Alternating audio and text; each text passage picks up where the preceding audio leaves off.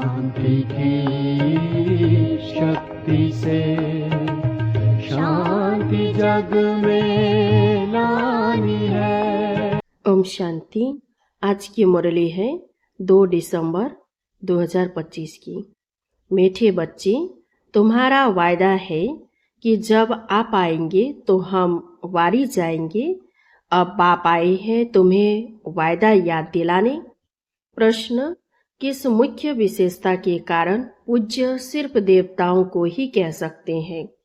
उत्तर, देवताओं की ही विशेषता है जो कभी किसी को याद नहीं करते, न बाप को याद करते, न किसी के चित्रों को याद करते, इसलिए उन्हें पूज्य कहेंगे। वहाँ सुख ही सुख रहता है, इसलिए किसी को याद करने की दरकार नहीं।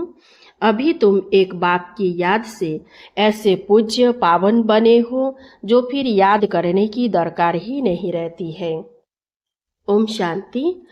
मीठे मीठे रूहानी बच्चे, अब रूहानी आत्मा तो नहीं कहेंगे। रूह अथवा आत्मा एक ही बात है। रूहानी बच्चों प्रति बाप समझाते हैं, आगे कभी भी आत्माओं को परमपिता परमात्मा ने ज्ञान नहीं दिया है। बाप खुद कहते हैं, मैं एक ही बार कल्प के पुरुषोत्तम संगम योग पर आता हूँ, ऐसे और कोई कह न सके। सारे कल्प में शिवाय संगम योग के बाप खुद कभी आते ही नहीं। बाप संगम पर ही आते हैं जबकि भक्ति पूरी होती है और बाप फिर बच्चों को बैठ ज्ञान देते हैं। अपने को आत्मा समझ और बाप को याद करो।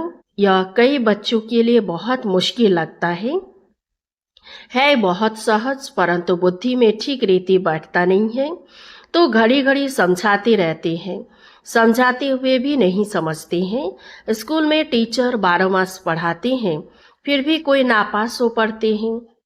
यह बेहद का बाप भी रोज बच्चों को पढ़ाते हैं, फिर भी कोई को धारणा होती है, कोई भूल जाते हैं। मुख्य बात तो यही समझाई जाती है कि अपने को आत्मा समझो और बाप को याद करो।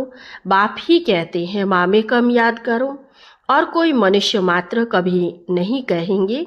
बाप कहते हैं, मैं एक ही बार आता हूँ कल्प के बाद, फिर संगम पर एक ही बार तुम बच्चों को ही समझाता हूँ। तुम ही यह ज्ञान प्राप्त करते हो, दूसरा कोई लेते ही नहीं। प्रजापिता ब्रह्मा के तुम मुख वंशावली ब्राह्मण इस ज्ञान को समझते हो, जानते हो। कल्प पहले भी बाप ने इस संगम पर यह ज्ञान सुनाया था। तुम ब्राह्मणों का ही पार्ट है। इन वर्षों में भी फिरना तो जरूर है, और धर्म वाले इन वर्षों में आते ही नहीं। भारतवासी ही इन वर्षों में आते हैं, ब्राह्मण भी भारतवासी ही बनते हैं। इसलिए बाप को भारत में आना पड़ता है। तुम हो प्रजापिता ब्रह्मा के मुख वंशावली ब्राह्मण। ब्राह्मणों के बाद फिर है देवताएं और क्षत्रिय। क्षत्रिय कोई बनते नहीं हैं, तुमको तो ब्राह्मण बनाते हैं, फिर तुम देवता बनते हो। वे ही फिर धीरे धीरे कला कम होती तो उनको क्षत्रिय कहते हैं। क्षत्रिय ऑटोमेटिकली बनना है। बाप तो आकर ब्राह्मण बनाते हैं, फिर ब्राह्मण से देवता, फिर वही क्षत्रिय बनते हैं। तीनों धर्म एक ही बाप अभी स्थापन करते हैं। ऐसे नहीं कि सतयुग त्रेता में फिर आते हैं। मनुष्य न समझने के कारण कह देते सतयुग त्रेता में भी आते हैं। बाप कहते हैं, मैं युगे युगे आता नहीं हूँ, मैं आता ही हूँ एक बार कल्प के संगम पर।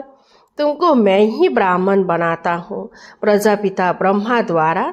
मैं तो परमधाम से आता हूँ। अच्छा, ब्रह्मा कहाँ से आता है? ब्रह्मा तो 84 जन्म लेते हैं, मैं नहीं लेता हूँ। ब्रह्मा सरस्वती जो ही विष्णु के 2 रूप लक्ष्मी नारायण बनते हैं, वे ही 84 जन्म लेते हैं। फिर उनके बहुत जन्मों के अंत में प्रवेश कर इनको ब्रह्मा बनाता हूँ। इनका नाम ब्रह्मा मैं रखता हूँ। यह कोई इनका नाम अपना नहीं है। बच्चों के जन्म होता है तो छठी करते हैं, जन्मदिन मनाते हैं। इनके जन्म पत्री का नाम तो लेखराज था, वो तो छोटेपन का था, अभी नाम बदला है, जबकि इनमें बाप ने प्रवेश किया है संगम पर। सो भी नाम बदलते तब है जबकि यह वानप्रस्थ अवस्था में है। वह सन्यासी तो घर बार छोड़ चले जाते हैं तब नाम बदलता है। यह तो घर में ही रहते हैं। इनका नाम ब्रह्मा रखा क्योंकि ब्राह्मण चाहिए ना। तुमको अपना बनाकर पवित्र बनाए ब्राह्मण बनाते हैं। पवित्र बनाया जाता है, ऐसे नहीं कि तुम जन्म से ही पवित्र हो। तुमको पवित्र बनने की शिक्षा मिलती है। कैसे पवित्र बने, वह है मुख्य बात। तुम जानते हो कि भक्ति मार्ग में पूज्य एक भी हो नहीं सकता। मनुष्य गुरुओं आदि को माथा टेकते हैं क्योंकि घर बार छोड़ पवित्र बनते हैं। बाकी उनको पूज्य नहीं कहेंगे। पूज्य वह जो किसी को भी याद न करे। सन्यासी लोग ब्रह्म तत्व को याद करते हैं ना, प्रार्थना करते हैं। सतयुग में कोई को भी याद नहीं करते। अब आप कहते हैं तुमको याद करना है एक को। वह तो है भक्ति। तुम्हारी आत्मा भी गुप्त है। आत्मा को यथार्थ रीति कोई जानते नहीं। सतयुग त्रेता में भी शरीरधारी अपने नाम से पार्ट बजाते हैं। नाम बिगर तो पार्टधारी हो न सके। कहाँ भी हो शरीर पर नाम जरूर पड़ता है। नाम बिगर पार्ट कैसे बजाएंगे। तो बाप ने समझाया है, भक्ति मार्ग में गाते हैं, आप आएंगे तो हम आपको ही अपना बनाएंगे, दूसरा ना कोई। हम आपका ही बनेंगे, यह आत्मा कहती है। भक्ति मार्ग में जो भी देहधारी है, जिनके नाम रखे जाते हैं, उनको हम नहीं पूजेंगे। जब आप आएंगे तो आप पर ही कुर्बान जाएंगे। कब आएंगे यह भी नहीं जानते। अनेक देहधारियों की, नामधारियों की पूजा करते रहते हैं। जब आधा कल्प भक्ति पूरी होती है तब बाप आते हैं। कहते हैं तुम जन्म जन्मांतर कहते आए हो, हम तुम्हारे बिगर किसी को भी याद नहीं करेंगे, अपनी देह को भी याद नहीं करेंगे। परंतु मुझे जानते ही नहीं है तो याद कैसे करेंगे। अब बाप बच्चों को बैठ समझाते हैं, मीठे मीठे बच्चों, अपने को आत्मा समझो और बाप को याद करो। बाप ही पतित पावन है। उनको याद करने से तुम पावन शतुप्रधान बन जाएंगे। सतयुग त्रेता में भक्ति होती नहीं। तुम कोई को भी याद नहीं करते, न बाप को न चित्रों को। वहां तो सुख ही सुख रहता है। बाप ने समझाया है, जितना तुम नजदीक आते जाएंगे कर्मातीत अवस्था होती जाएगी। सतयुग में नई दुनिया, नए मकान में खुशी भी बहुत रहती है। फिर 25% पुराना होता है तो जैसे स्वर्ग ही भूल जाता है। तो बाप कहते हैं, तुम गाते थे आपके ही बनेंगे, आपसे ही सुनेंगे, तो जरूर आप परमात्मा को ही कहते हो ना। आत्मा कहती है, परमात्मा बाप के लिए आत्मा सूक्ष्म बिंदी है। उनको देखने के लिए दिव्य दृष्टि चाहिए। आत्मा का ध्यान कर नहीं सकेंगे। हम आत्मा इतनी छोटी बिंदी है, ऐसा समझ याद करना मेहनत है। आत्मा के साक्षात्कार की कोशिश नहीं करते, परमात्मा के लिए कोशिश करते हैं। जिसके लिए सुना है कि वह 1000 सूर्य से तेजोमय है, किसी को साक्षात्कार होता है तो कहते हैं कि बहुत तेजोमय था, क्योंकि वही सुना हुआ है। जिसको नोधा भक्ति करेंगे देखेंगे भी वही, नहीं तो विश्वास ही न बैठे। बाप कहते हैं, आत्मा को ही नहीं देखा तो परमात्मा को कैसे देखेंगे। आत्मा को देख ही कैसे सकते, और सबके अंदर तो शरीर का चित्र है, नाम है। आत्मा है बिंदी, बहुत छोटी है, उनको कैसे देखें। कोशिश बहुत करते हैं परंतु इन आंखों से देख न सके। आत्मा को ज्ञान की अव्यक्त आंखें मिलती हैं। अभी तुम जानते हो हम आत्मा कितनी छोटी है। मुझ आत्मा में 84 जन्मों का पाठ नोंधा हुआ है, जो मुझे रिपीट करना है। बाप की श्रीमत मिलती है श्रेष्ठ बनाने के लिए, तो उस पर चलना चाहिए। तुम्हें दैवी गुण धारण करने हैं, खान पान भी रॉयल होना चाहिए, चलन बड़ी रॉयल चाहिए। तुम देवता बनते हो, देवताएं खुद पूज्य है, यह कभी किसी की पूजा नहीं करते। यह तो डबल सिरताज है ना, यह कभी किससे पूजते नहीं तो पूज्य ठहरे ना। सतयुग में किसी को पूजने की दरकार ही नहीं। बाकी हाँ, एक दो को रिगार्ड जरूर देंगे। ऐसे नमन करना, इनको रिगार्ड कहा जाता है। ऐसे नहीं कि दिल में उनको याद करना है, रिगार्ड तो देना ही है।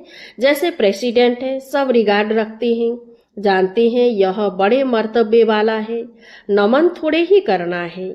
तो बाप समझाते हैं यह ज्ञान मार्ग बिल्कुल अलग चीज है। इसमें सिर्फ अपने को आत्मा समझना है, जो तुम भूल गए हो। शरीर के नाम को याद कर लिया है, काम तो जरूर नाम से ही करना है। बिगर नाम किसी को बुलाएंगे कैसे? भल तुम शरीरधारी बन पार्ट बजाते हो, परंतु बुद्धि से श्री बाबा को याद करना है। श्री कृष्ण के भक्त समझते हैं हमको श्री कृष्ण को ही याद करना है। बस जिधर देखता हूँ कृष्ण ही कृष्ण है, हम भी कृष्ण, तुम भी कृष्ण। अरे तुम्हारा नाम अलग, उनका नाम अलग, सब कृष्ण ही कृष्ण कैसे हो सकते?